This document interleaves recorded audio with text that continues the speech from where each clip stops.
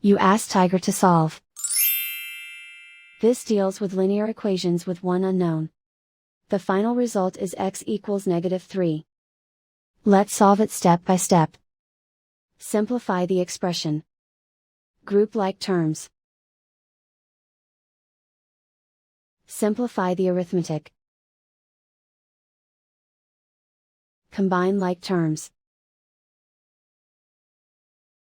Group all constants on the right side of the equation. Subtract 2 from both sides. Simplify the arithmetic.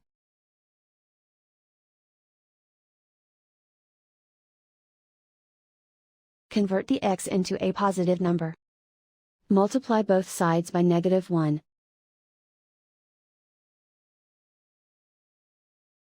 Remove the ones. Simplify the arithmetic. And so the final result is x equals -3.